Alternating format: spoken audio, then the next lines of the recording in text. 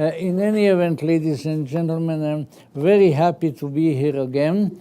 I somewhat even recall that on the centenary of HPB's death, I was here and I gave the memorial talk on that occasion.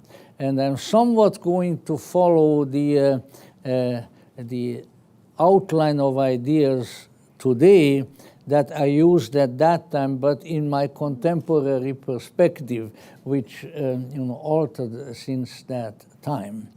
In any event, as we are here, you must also learn that I have reached what I call my anecdotage. And that means that I am very fond of recalling anecdotes. You know the way it is when you're in advanced age, you remember with the greatest of details things that happened long, long ago, and of course you don't know what the heck happened yesterday. So I'll start with an anecdote. The year was, I think, about 1949 or thereabouts, and I was sort of marooned between countries in the Austrian Alps, being somewhat bored with everything because the natural beauty of the countryside is never anything that engages me for longer than probably 8.5 minutes. Actually, I was living in a place that is very famous with tourists in Hallstatt in Upper Austria, but in any event, I was bored greatly. And so I managed to get hold of a service that was selling used books by the mail, and I ordered a few books, and one book that came in the German language was a book by a long-deceased Russian lady, Helene von Schewitsch, and it was entitled, well, I'll give it to you in English, How I Found Myself.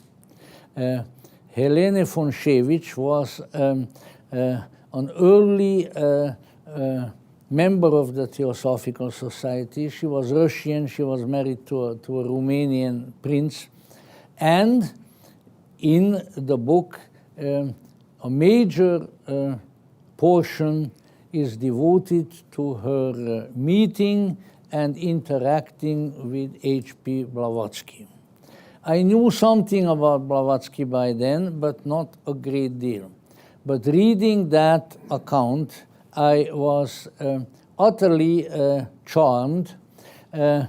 Maybe I didn't fall as much in love as my friend Michael Gomes, but you know how it is. He is of Portuguese, Latin descent, and you know, those people fall in love in a really big way. Hungarians, like myself, are a little bit more subdued about it. But in any event, once I read that, and I came across these various statements by the author, saying, for instance, that when she came in for the second or the third time to visit H.P. Blavatsky, and Blavatsky just looked at her and said, "Why do you want to have anything to do with me? I'm just an old hippopotamus." And you know, all kinds of really sort of weird, self-deprecatory, funny remarks. And it really appeared to me that there is a person of great humility and at the same time a tremendous sense of humor. I'm sure that you are not particularly interested in that, but I'll mention it just the same, because, you know, this is an opportunity when I can do that. But in any event, you know, I brought the book with me to Los Angeles, and then I met Madame Blavatsky's great nephew, Boris Zirkov, who lived there and who was the editor of her collected writings. A very wonderful gentleman. He spoke for us at Peasant Lodge many times.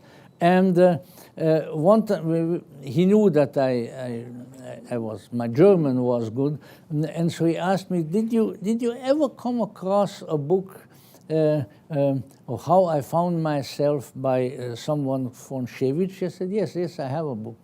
So he really wanted that book and couldn't get hold of it, and I gave him the book as a present. So for many, many years I didn't possess it anymore, but just recently somebody who knows German and who knows the book trade brought me another copy, and somehow I feel that we've come full circle. Now once again I have the book that made me feel so excited and so much attracted to this incredible, magical woman, Madame Blavatsky. And so I brought the book with me. Now, as we address ourselves now today for the third time to the life and the person and the message and the activities of this astonishing woman, Magus, as I like to call her, Magus being in the masculine gender, we need to keep in mind, and perhaps in that respect I'll be able to take a little bit of a different look at her tonight. We need to keep in mind several factors that worked into her person and into her work. The first one of these, which obviously we have touched on, my great colleagues this morning have touched on it, that she was the representative, we might say, of not just a particular teaching, not just a particular philosophy, or even of particular mysterious beings and people, all of which is true, but she was an organic part of a tradition.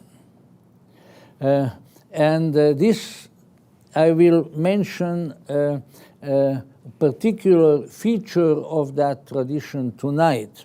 And tomorrow I intend to go into some of the more specific contributions and approaches and teachings of that tradition. But this is a very important issue, because we come out of a religious milieu in the monotheistic religions of Judaism, Christianity, and Islam, where the prophetic role in one way or the other is always very greatly emphasized. And so we have a natural tendency to approach a spiritual teacher in the light of their uniqueness. In a sense, this particular approach, this particular message, whether it's of a Zarathustra, whether it's of a Moses, is theirs, alone. And there's nothing really much before, and maybe sometimes something after. So we look at them as the unique fountainhead in time of certain teachings and of certain ideas. And we neglect the very strong possibility that there is, both in terms of the message and in terms of the source of the message, there is a long line. When Blavatsky says, as it was quoted earlier, don't break the chain, that chain may also be understood as what in the Middle Ages was called the aurea catena, the golden chain, the golden rope. And this is the tradition. Now, there are various ways of looking at that. There is various ways of explaining it, and I intend to go into it in some detail of a different kind tomorrow. But right now, I will just mention one very important overall characteristic of the tradition. Incidentally, I think it was Dame Frances Yates, probably, who named the tradition the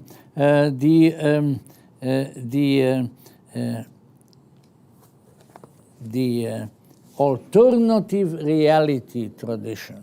Or it may have been Kathleen Rainey, anyway, wise old English lady of one kind or the other. No, it was Dame Frances Yates, the great historian who made really her name with her great book about Giordano Bruno, Giordano Bruno and the Hermetic tradition, and a whole number of other books afterwards. And some of you may be aware that there was always some mysterious link between Giordano Bruno and Dr. Annie Besant, whatever that may have been.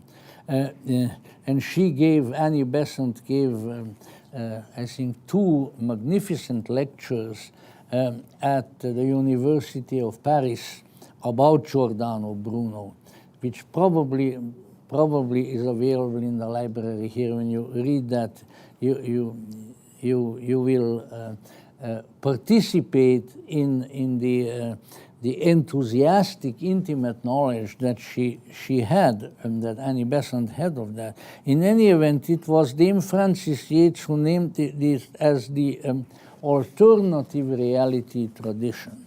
This has been endorsed by various scholars, and that it's as good a term as any, and it's really based on this notion that there are really sort of 2 realities in our experience. One reality is the external reality. What appears to our senses, what we see with our eyes, what is heard by our ear and otherwise contacted by our senses, the impressions that come to us from outside. Now, this could be named the tradition of the external. The external reality has its own tradition. In within the context of our cultures, there are really 2 sources of that. One of them is the monotheistic religious matrix of Judaism, Christianity, Islam, and perhaps before that even Zoroastrianism. So that is the foundation of the external tradition. Why is that so? Because the prophets are there and are being addressed to by a God who is external to themselves and who gives them teachings and tasks to perform outside in the world. So this is the first or the external tradition. But as Frances Yates pointed out, there always was in this world another. And that is somehow usually followed and endorsed and practiced by fewer people than the external tradition. and that is the alternative or inner reality tradition. Our good friend and well, sort of the resident scholar of the Theosophical Society, my longtime friend, Dr. Robert Elwood, previously from the University of Southern California, has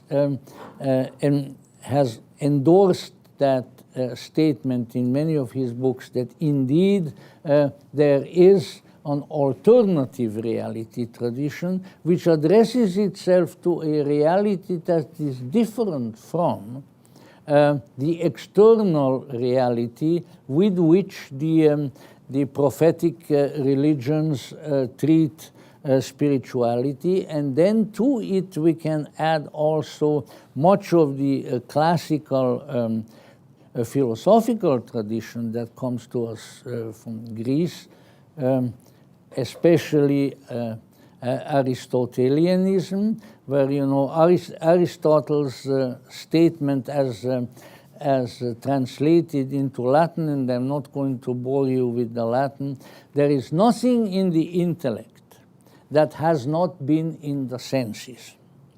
So our reality that arises in our consciousness, in our mind, all has come from outside. So on the one hand, we have the external God who tells people what to do, or more importantly, what not to do, and what to believe, and so forth. And on the other hand, there are the impressions upon which, with the ratio, with what the theosophists often call the lower mind, we reflect. And these are really the two components in our culture of the external tradition.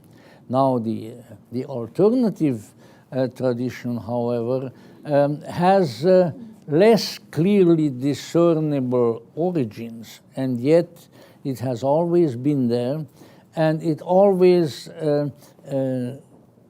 carried a certain great importance.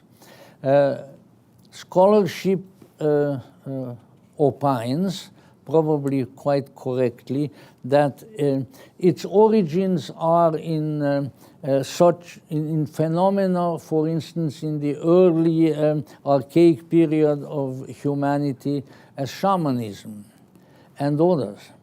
And why is that? Because the alternative tradition, unlike the external tradition that I mentioned a minute ago, the alternative tradition originates within and depends on the altering of consciousness. The external tradition can depend on the senses, and it can depend on the mind to evaluate the impressions and the logic and syllogisms and all that sort of thing. But consciousness has to change gears. Consciousness has to change. Consciousness has to be different in order to touch the alternative reality. That's why it's alternative, because it's not ordinarily available. And so you might say that there is an opening, there is a door into the other reality, which the reasoning, logical mind, and which the world of the senses has no concept of. It cannot enter. Manly Hall, whom we heard such wonderful, enthusiastic account today, very, very correct. Manly Hall was one to use the metaphor of Moses in the Old Testament to somewhat indicate this sort of thing. He said, just like Moses can lead the people of Israel through all kinds of territory and all kinds of adversities and difficulties, but when he comes to the boundary of the promised land, he cannot go in. And it is up for someone else, Joshua son of Nun, who then takes the people into the promised land. In the same way, the logical mind, the reasoning faculty, can only take us so far. It can take us right up to the boundary of the order, of the mystery, of the world of ineffable greatness, but then it has to stop, and then something else takes over.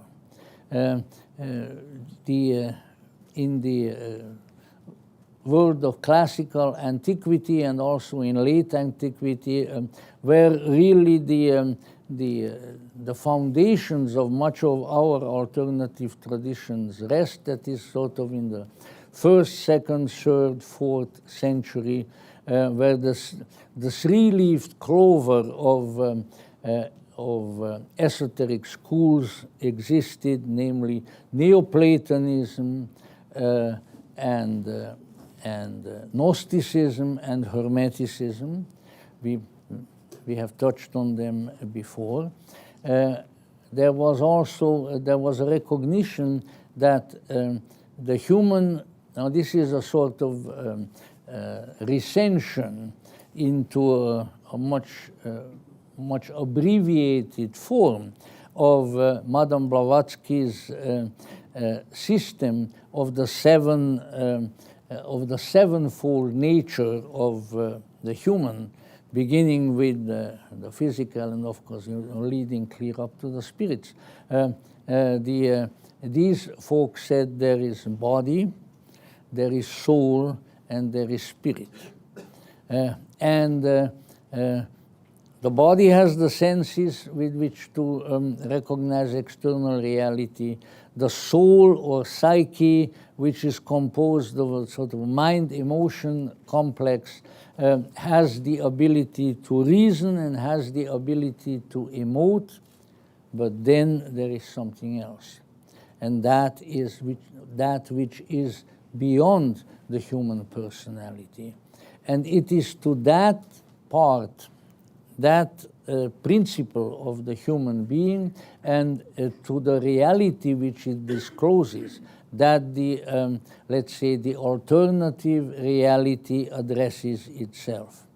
Now, there are some common features of that, of the teachings and of the worldview, which the Germans call Weltanschauung, that is derived from the alternative reality, and some of those I intend to enumerate and perhaps explicate to some extent to you next time. In any event, what I wanted to impress on us as much as possible that Blavatsky is without any shadow of a doubt, one of the great representatives, the great messengers of this alternative tradition, and that she has to be regarded as such. So the alternative worldview is also, if I may use that term, magical. Magic, the word magic being related to and derived from an Indo-European word, the root of which is M-A-G, and which has to do with greatness. We have such words in the English language like magnitude, magnification, and so forth. And it really has to do with the in its true sense, with the enlargement of consciousness in such a fashion that it will reach into and profit by the alternative reality. Madame Blavatsky, in in some of her works, warns greatly against magic. What kind of magic does she warn against? Well, the personalistic, silly kind of magic, which has to do with hexes, has to do with love filters, has to do with, well, maybe also with how to influence people and how to get rich. Sort of the origins of the optimistic all-mind doctrines that had such a great influence in America, and that Mitch Horowitz wrote about and talked about so eloquently. So you're there too.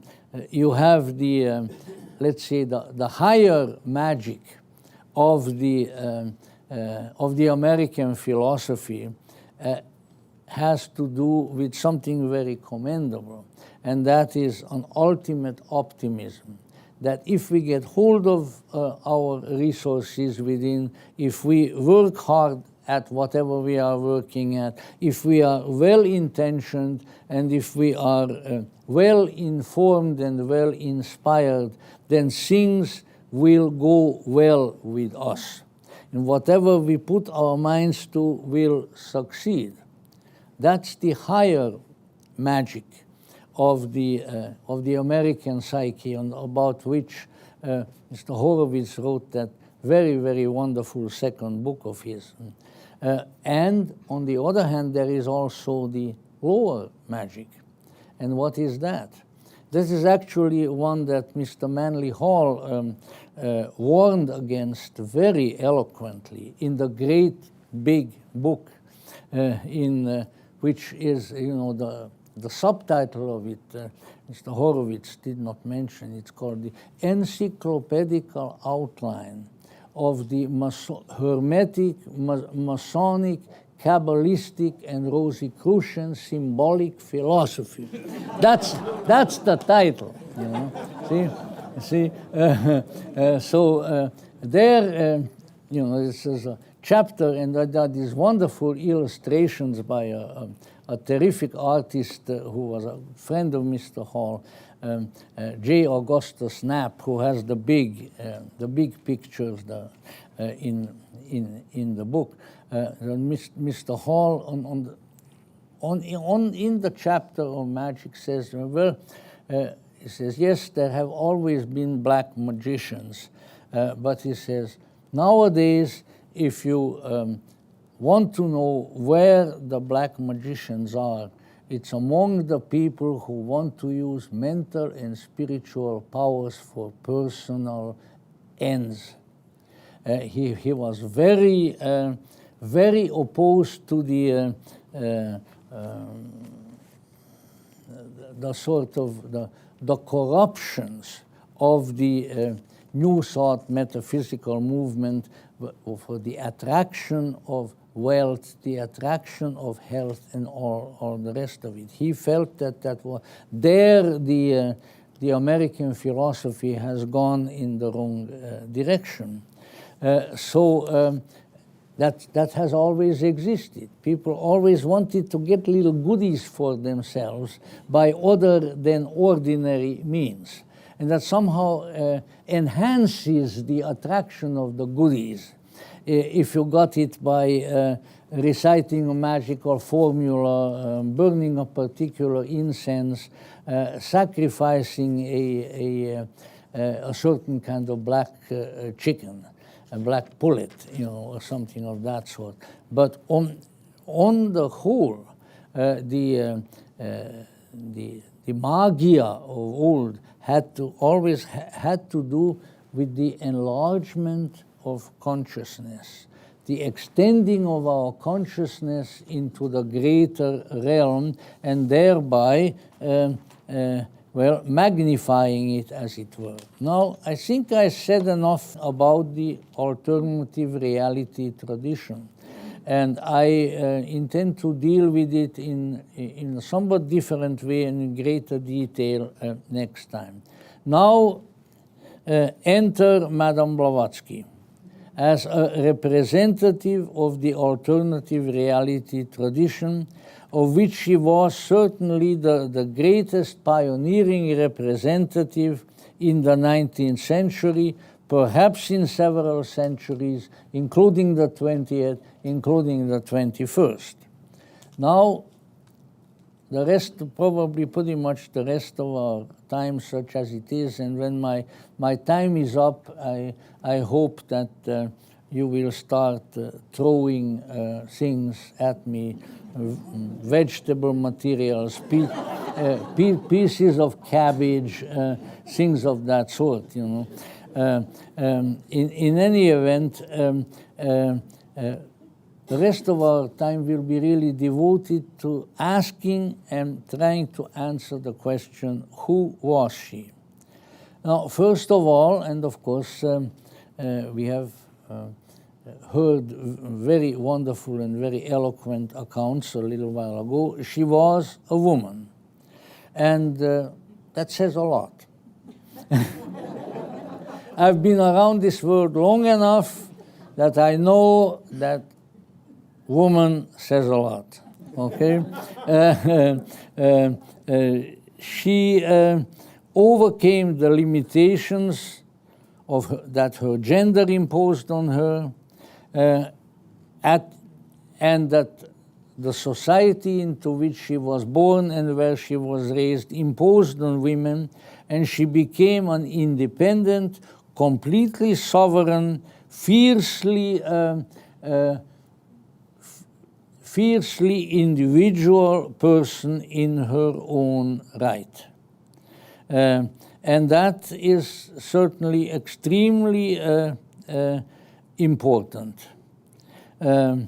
She was, as we have heard before, she was the child of a military officer, Peter Alexeyevich von Hahn, who was the regimental commander of a Cossack regiment, and that her mother was a literary genius who, well, let's say, was much more affinitized to writing books than to raising a little girl. And her grandmother, Princess Helena Dolgoruki, by whom she was raised, she had, in spite of these difficult conditions, of really not having had much parenting in her time, she had a magical childhood. She had, without a doubt, she had contact from early time on with Russian shamans, with holy men, and with the Kalmuk Buddhist lamas who came in from Siberia. Her contact with these people undoubtedly impressed her, but what the contact did to a major extent is it evoked in her the powers, the potentialities, the aspects of her character which resonated with the consciousness of these people. It's quite important, if at all possible, and I think it's pretty much possible for all of us, to have contact in our lives with people who know something deeper, who understand the deeper mysteries of life in a profound and powerful way. Because if we do encounter people like that, the likelihood is that we will in various ways try to follow their example, and we will also become, as G.R.S. Mead called the Gnostics of old, we will be the knowers of the things that are. Through all of these contacts, she was herself. And she never was really taken care of. She never was supported by anyone. She was essentially opposed to marriage, as you know, and the marriage that she had was of very brief duration. So here was a woman who stood out by being herself, by taking care of herself, both physically and spiritually. Secondly, she was a rebel against society as she found it, against religion as she experienced it, against conventionality and hypocrisy in all forms. Her birth in high society had a certain amount to do with this. The ladies of the high nobility, of which she was really one, had a much easier time to rebel against the very system that put them into a very good position. Why? Because they had it, they didn't seek it. This is the way things often are. You will be able to renounce whatever you want to call it, privilege, special treatment, once you have it. Then when you don't have it, when you don't have it, you can't renounce it. And so, you know, this is a very important subject which doesn't quite belong here, but it shows that you know, she could dispense with what really her society had offered her, because she knew what it was, and she knew that it wasn't all that great, and that there were, she intuited that there were greater things than that. Some of her biographers, and I think it's been rightly said, that up to this day, it's very difficult to find anything resembling a truly good biography of Blavatsky.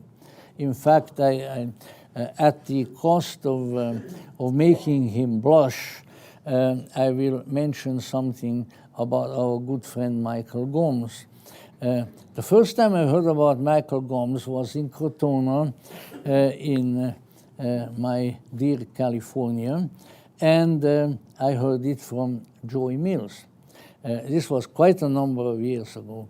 And Joey Mills said exactly this: you know, there is not one decent biography of H.P. Blavatsky. And then she stopped and she said, there is one man in New York whose name is Michael Gomes. I'm afraid she mispronounced it Gomez, because that's our California Spanish way of putting it. Now, there is the man who is really qualified to write her. He's the only man who is really qualified to write her biography. And it stuck in my mind, oh, I wonder maybe someday I'm going to meet that man. So there we were in New York, you know, on a cold day. I was coming down the steps from the New York Theosophical Society, and there was this gentleman with dark hair and flashing dark eyes coming up the stairs. And he introduced himself, and I introduced myself. It was Michael Gomes. And there we stood on the stairs in the cold wind. I counted the minutes, I think for 57 and a half minutes.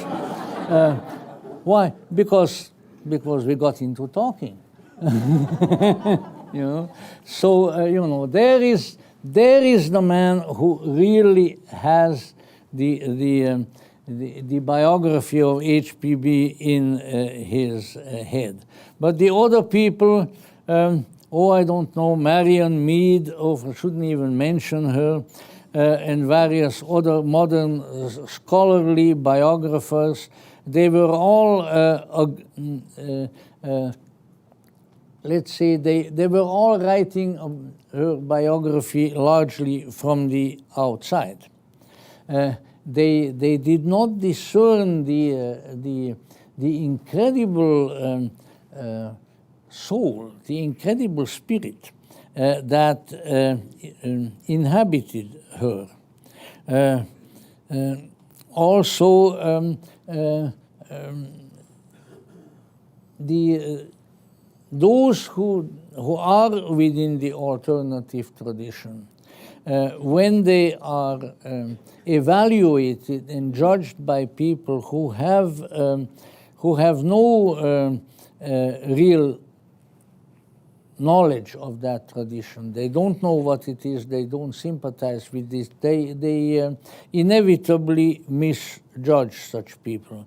However, I think we may take some comfort in the statements of Mr. Horowitz, who seems to indicate that along with many people, many figures, and many subjects of esoterica, HPB is again also being viewed with a great deal of more favor and more understanding at the present time by many people, including the scholarly world.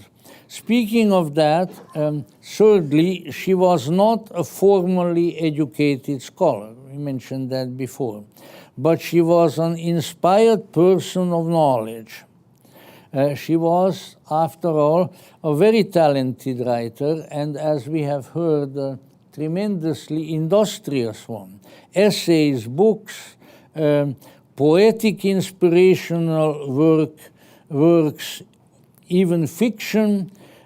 She wrote and was published in several languages, especially Russian and English.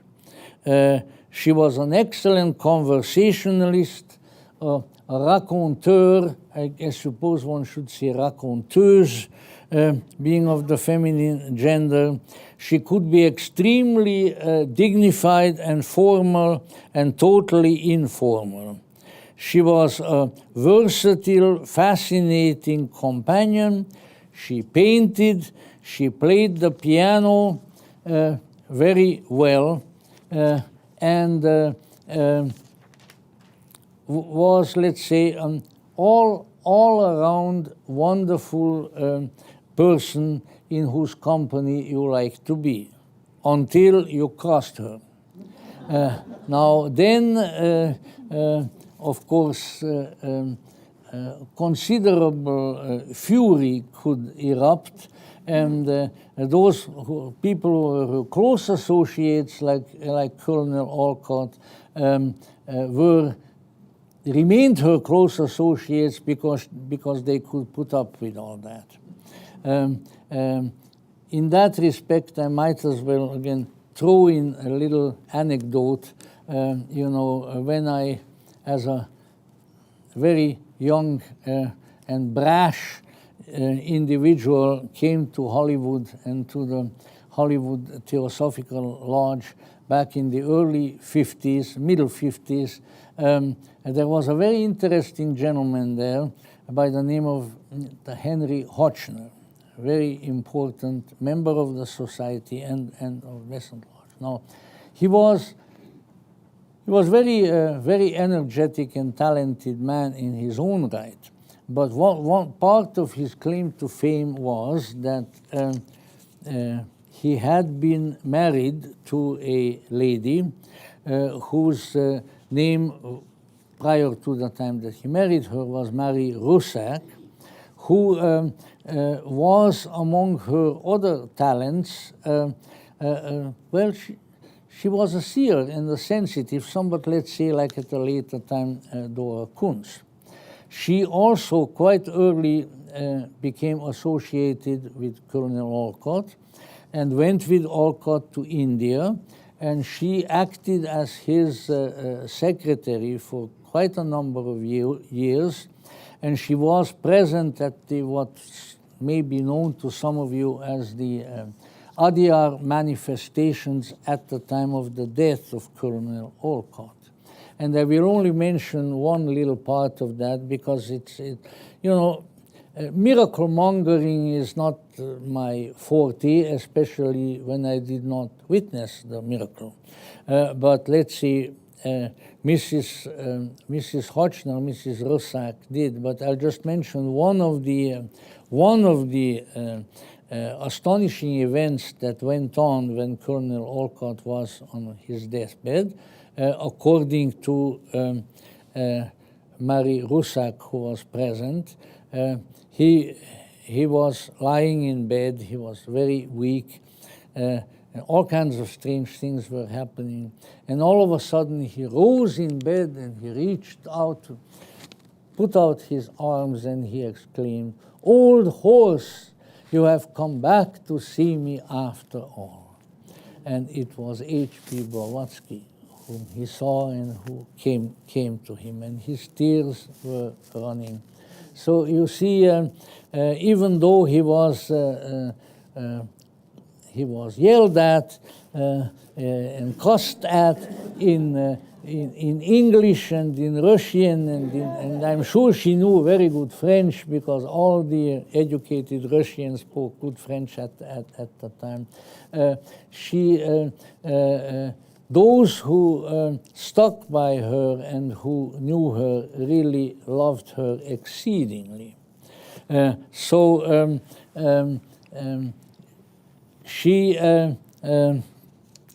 She was an astonishing individual. Fourth, she was Russian, as we mentioned before. Russian, but with an American citizenship. And don't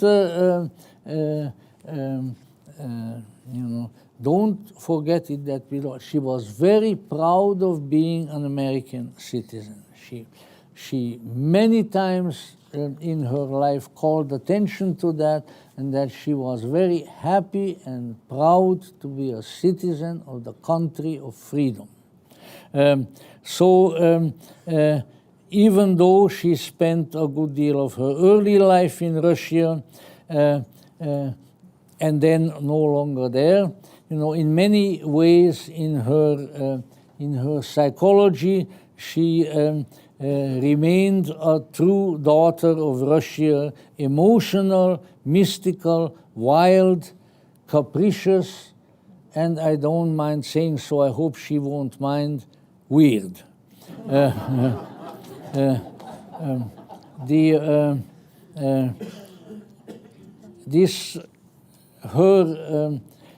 Her weirdness and its potential was recognized even by such unlikely people as a Russian Orthodox Archbishop by the name of Isidore, whom she met when she was quite young. And unlike perhaps other ecclesiastics who would have assumed that she was undoubtedly beginning to be in league with the devil and would do worse later, this old bearded prelate said that she had certain gifts which were undoubtedly given to her by God in order to accomplish something good. Now,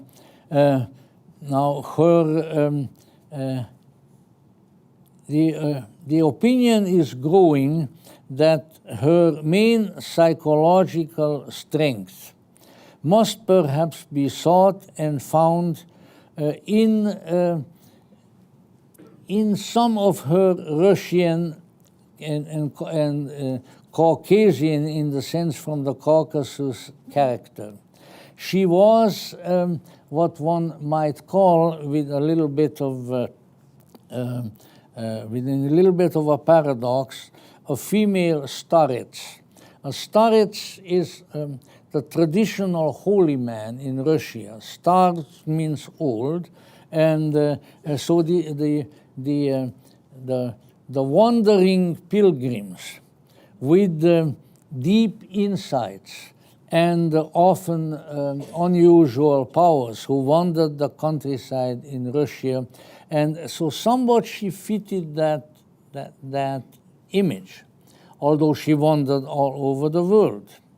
that she came to include a great deal of Buddhist and Hindu lore in her teachings is true and was very eloquently presented to us a while ago. But I think much of her, the basic power came from her Russian soul.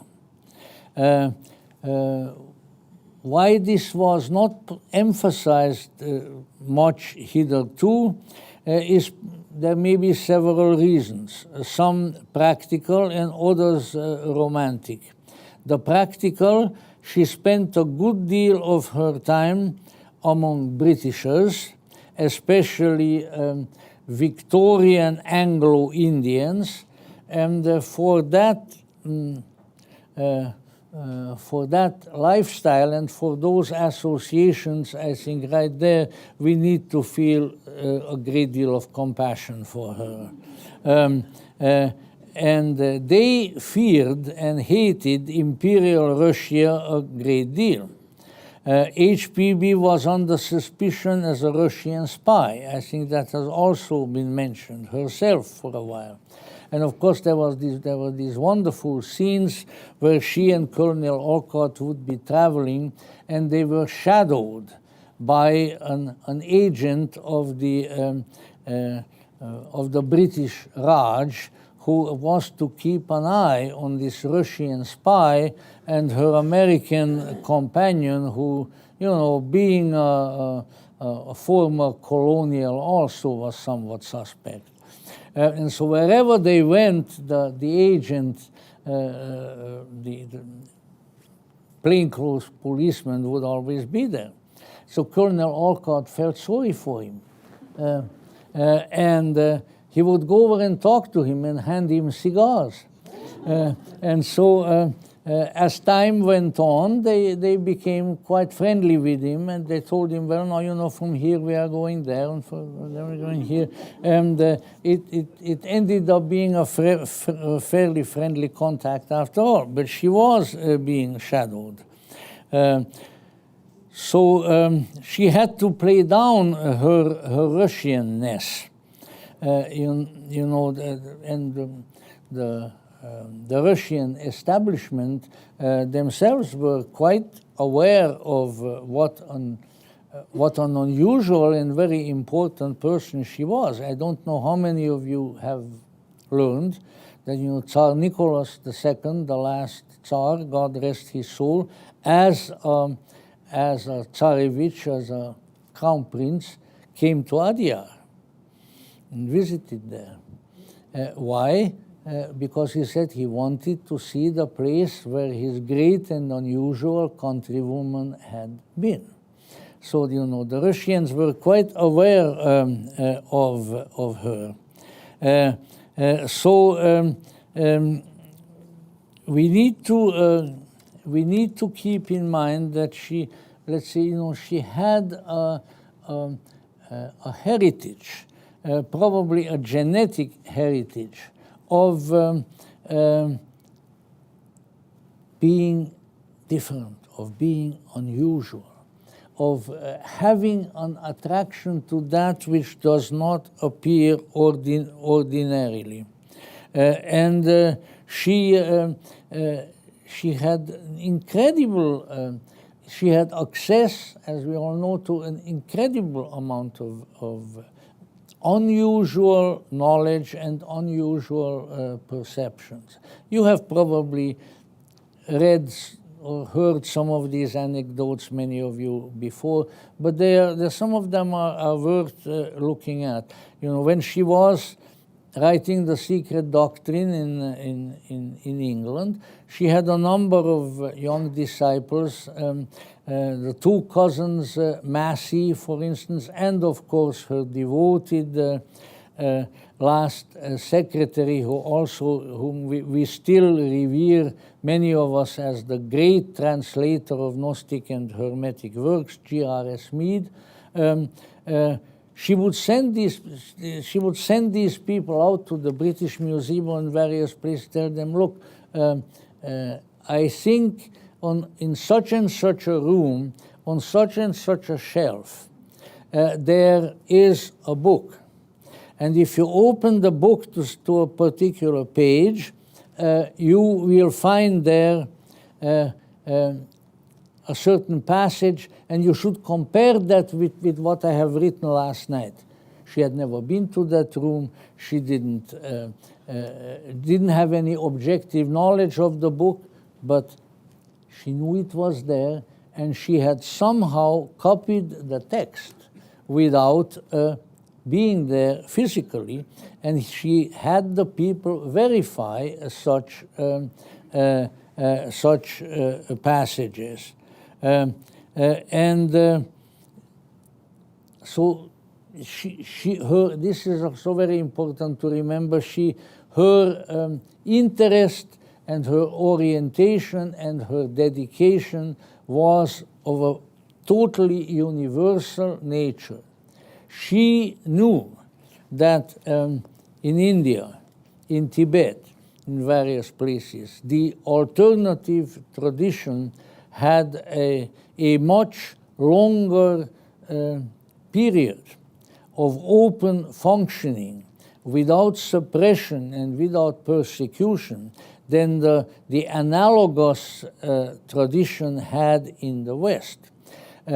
This was one of the main reasons for her being that interested in and that well informed and using such a great deal of material from Indian sources, from Tibetan sources, and so forth. And I understand, in fact, I think the statement was made probably here, that His Holiness the Dalai Lama had called her a bodhisattva, which of course doesn't make her an inaccessible deity, but quite to the contrary,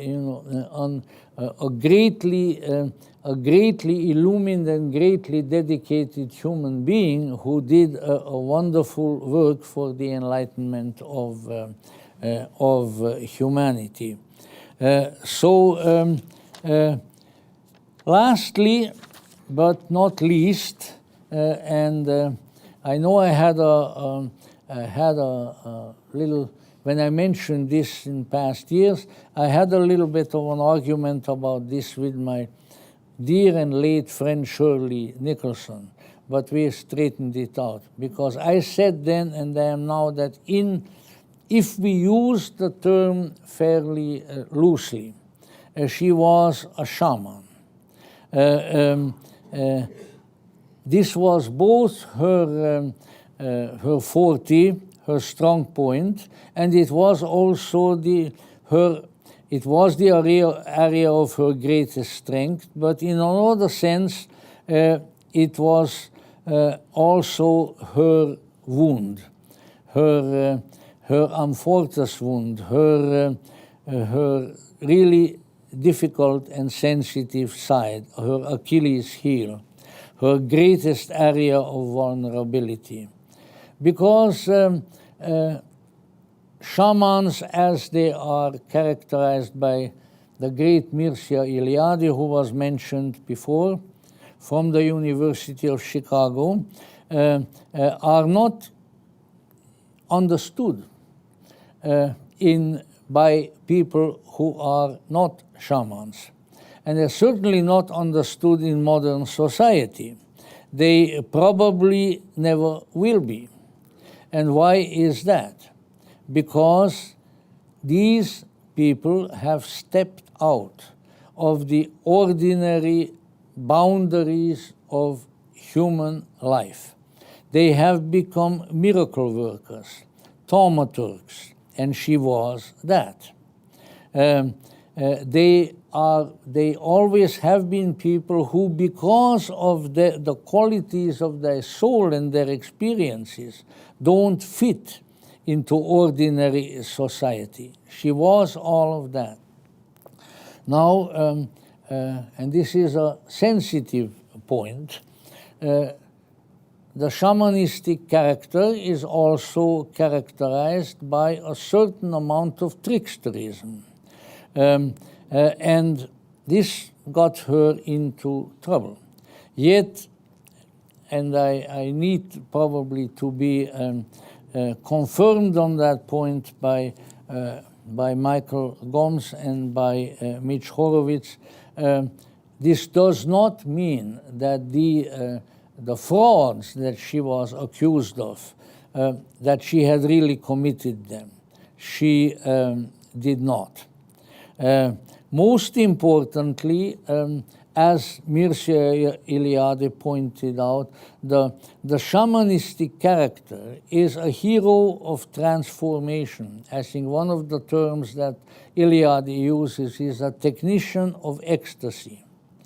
The shaman is a traveler between the cosmic regions, the earth, the underworld, and the overworld.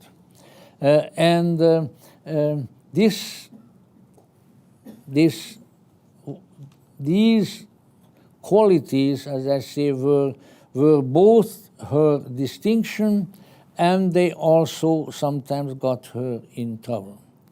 Her tragedy, which was really there, all great people who accomplish great things spiritually or intellectually in this world are tragic figures. Tragedy accompanies greatness. If you come across people who are just happy all the time, grinning and nothing bothers them, I would hazard a very educated guess that there is very little greatness in them. So now there can be people who can cope with their tragedy, and who won't show it to you, or don't rub it in. Oh, I'm a tragic figure. Oh, please come feel sorry for me. I mean, obviously she did not do that, but she was a tragic figure, and one of her tragedies was that she lived among people who did not understand what a shamanistic weird personality is like. They had no idea, as the plant says in the movie. They had no idea. What they wanted was a teacher, nice, clean, scrubbed, mannerly, well-behaved and moral by their own silly standards, learned and truthful and honest in myriads of inconsequential and petty details. That's what they wanted. A schoolmistress, a schoolmarm, who would teach them how to be wise and, above all, powerful in occult ways. And you know what? She was nothing of the sort. Nothing. That's not what she was. She was a technician of ecstasy. She was a traveler in the inner worlds. She was a knower of the things that are, to use again G.R.S. Mead's expression. And they had no real attraction to that. They wanted a prosaic teacher for their prosaic souls. They wanted somebody like themselves, who just knew a little more than they did. Now I am saying these things not just to be sarcastic, which is sometimes fun, I mean, come on, it is. But I am saying them because we all have these deplorable tendencies. We want to be associated with people as our associates or as our teachers or our superiors or whatever they are, who are just like us, but a little bit more. Because that little bit we can cope with. But if it's a lot, then, oh, heaven help us, oh, no. And that was, of course, that was part of her tragedy. She was different. As these unusual people, as the shamans of all ages always are. She did not just have knowledge, and she did not just have knowledge that was different from ordinary knowledge, but she was different. You see, she was a stranger in a strange land. Not only a Russian aristocratic lady bohemian of unconventional ways among rigid, alienated, self-conscious, arrogant, repressed Victorian middle-class people, primarily English. And I like the English, so you know, please don't castigate me for that. And Americans too, for that matter. People who didn't know the difference between appearance and substance. And with all that, with these great handicaps and obstacles in her way, she still managed to set hundreds and hundreds of their hearts on fire, so that no matter where they were, their fire never died. Even if they turned against her. Even when they called her a fraud and a charlatan and a plagiarist and things like that, even then, secretly they knew that she had given them life, energy, inspiration, creativity, and above all, meaning. Even her enemies bore unintentional testimony to her greatness and to her power. But not all turned against her. We know that very well. Otherwise, we wouldn't be here. Otherwise, we wouldn't be in this place. Otherwise, we would have no society. Some sensed, some knew who or what she was. Few even any understood her, but they came to her. They received from her the fire of her unique charisma, and they carried it forward. Henry Olcott, the American Civil War colonel and lawyer, bearded, portly, cigar smoker, orator, healer, organizer, maybe a little bit pompous, maybe a little bit stubborn, but loyal and self-sacrificing to the end. He did not understand her, but he became the president of her society. He traveled and worked relentlessly, and even when he opposed her, he loved her and he revered her beyond all bounds. Judge, the Irish-American lawyer, tuberculotic, mystical, always impecunious, a condition of which I'm sure that none of you have any direct acquaintance. He struggled with circumstances in America and with his own problems and his health, but he knew that he had met the greatest thing in his life, and he would never let go. Annie Besant, the rebel, the social revolutionary, the feminist and socialist, the greatest silver-tongued orator of both sexes in her day, British to the core, but with a will and a mind that encompassed the world, who took one look at the aging, sick, tormented Blavatsky in a London room, and she dropped all her beliefs, all her friends, all her causes, all her involvements, all her dedications, and threw herself literally at the feet of the old lioness from Russia, and served her cause in grand style until the end of her own days.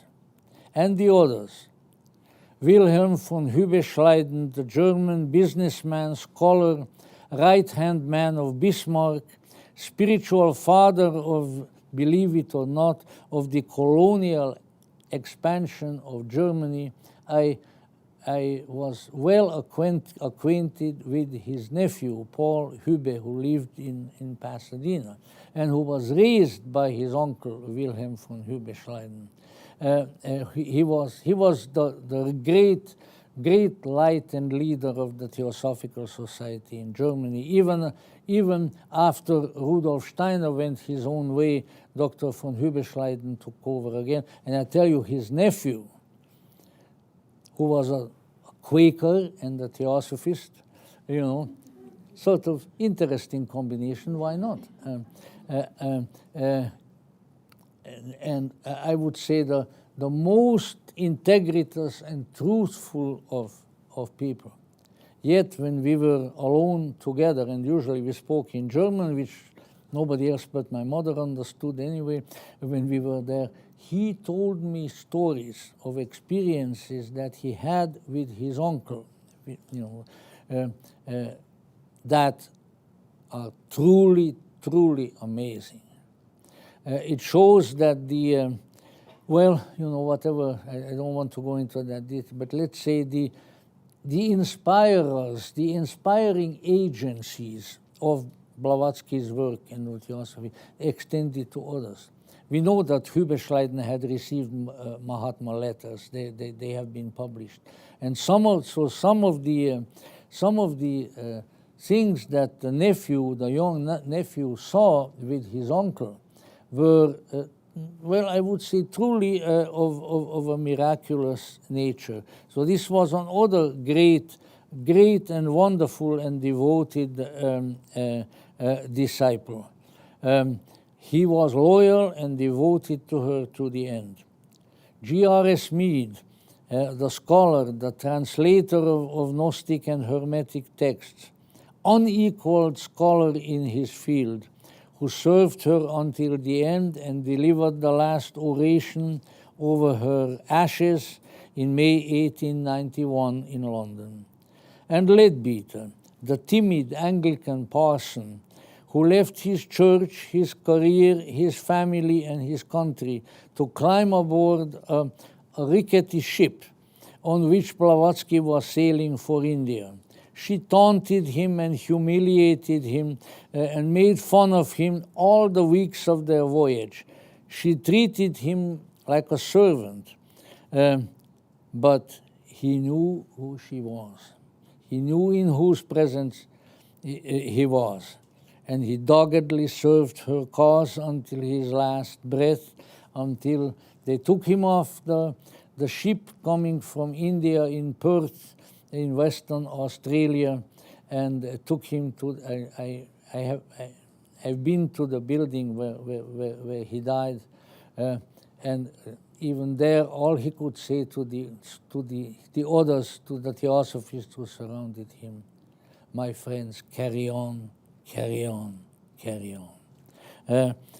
And all the others, you know, hundreds and indeed thousands, poets, artists, scholars, journalists, clergy, politicians, statesmen, and the humble folk in all walks of life, you know, they all came.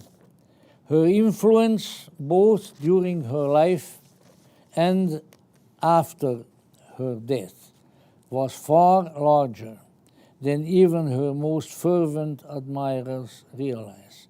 And if indeed we have listened to my colleagues who spoke here before, it's not over yet. It's not over yet. The poet in those days, the poetry of Yeats, the music of Scriabin, the paintings of Kaczynski and Nicholas Roerich, the liberating work of Gandhi, the politics of Nehru, innumerable developments of culture, of literature, of philosophy, of religion, were influenced and stimulated and inspired by what this strange person started, and often by herself, by the, well, let's be very kind, portly, by the portly, funny, cigarette-smoking, tea-guzzling Russian woman who had the fire of the gods in her heart and a mischievous twinkle in her eye. It was easy to make fun of her, but ultimately she had to be taken seriously.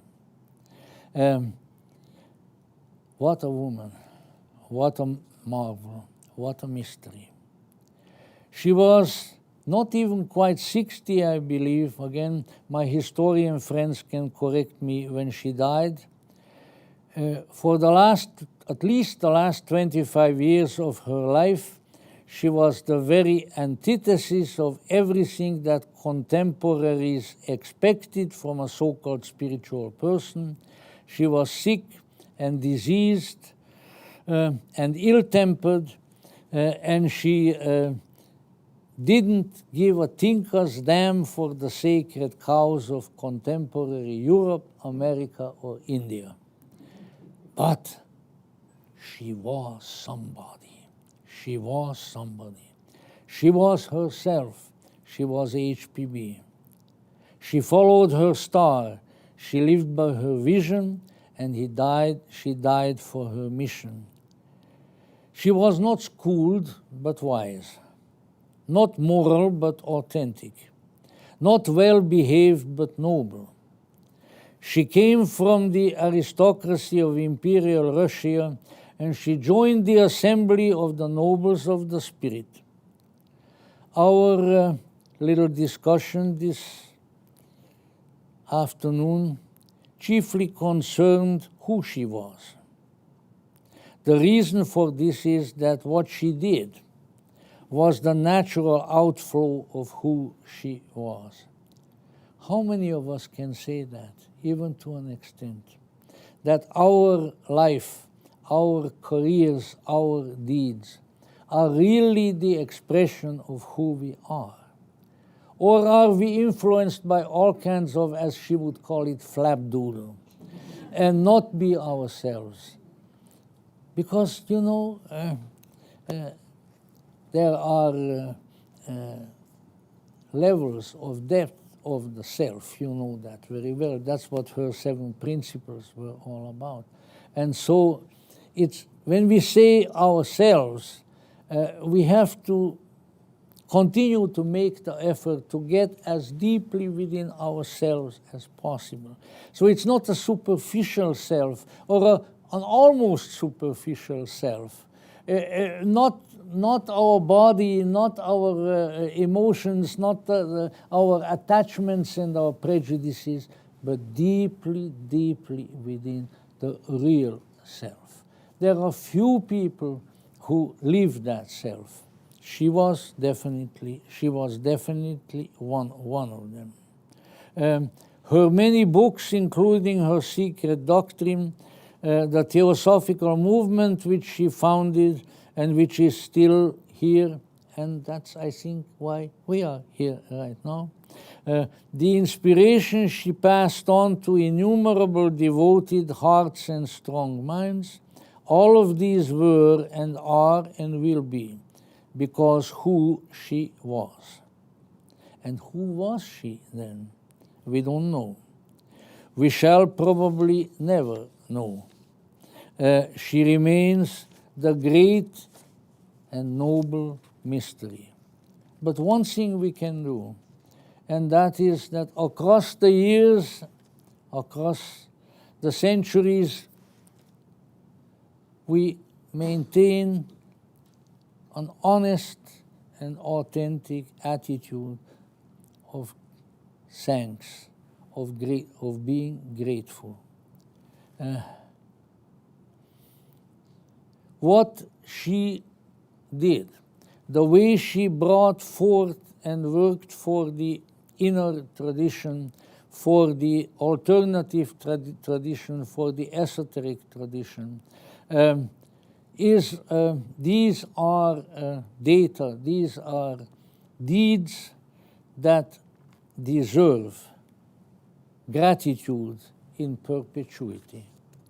And so, concluding these little ruminations of an old theosophist, let me conclude by saying, thank you, Helena Petrovna.